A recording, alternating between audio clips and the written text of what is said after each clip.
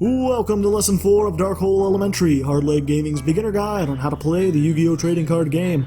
I'm Hardleg Joe, and in this lesson I'll be talking about the various ways to play monster cards.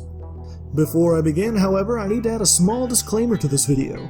From this lesson onward, we'll be talking about rules and mechanics that many cards have the ability to change or ignore in some way.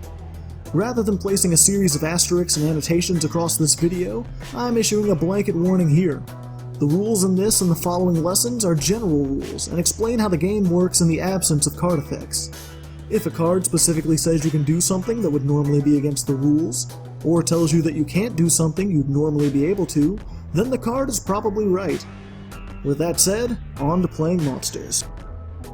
There are two main ways in which to play a monster card. The first and most common way is called a normal summon. Normal summoning is similar to playing a spell.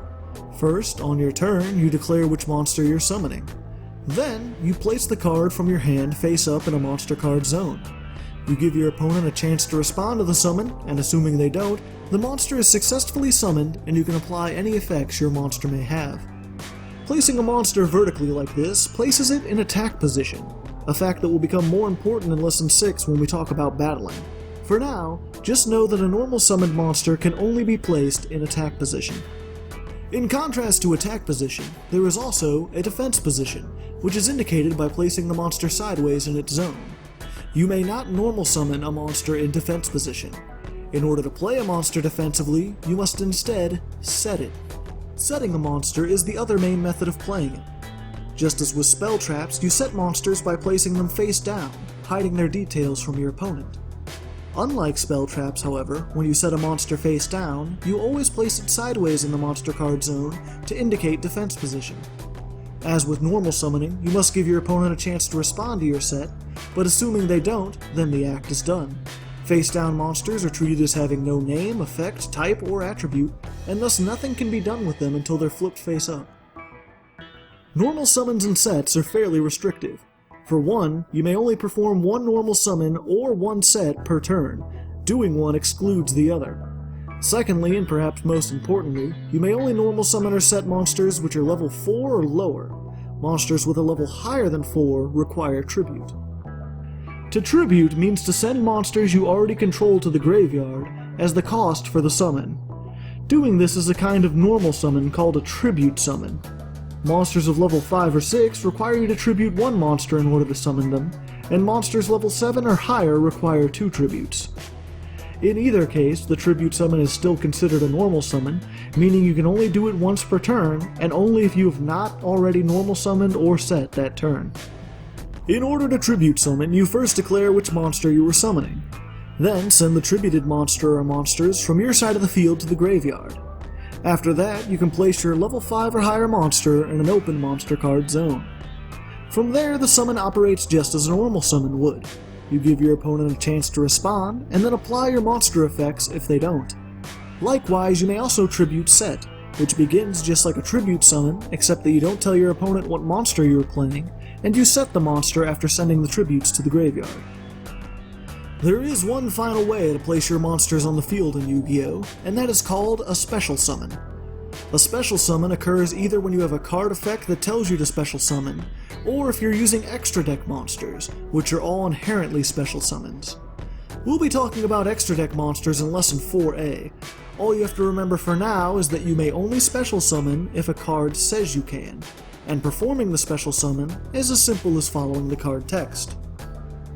The thing that makes special summoning so special is that they don't count toward your normal summon or set limit, and they have no limit of their own. You may special summon as many times as you'd like during either player's turn, as long as you have a card that allows you to do so. The only other important thing to note about special summons is that you have to place special summoned monsters face up. Unlike with a normal summon though, you can play them in face up defense position, in addition to attack position. Now that you know all the ways to play monsters on the field, there is a matter of changing battle position. While monsters can only be normal summoned in attack position, and only set in defense position, it is possible to change your monster's position after its summon. There are two ways to do this, manually and with a card effect. Changing a monster's battle position manually is something you can only do on your turn and only under certain conditions. First, you may not change the battle position of a monster the same turn it is summoned or set. You have to wait until next turn. Second, you can only change each monster's position once per turn, so if you've already changed it this turn, you can't change it back.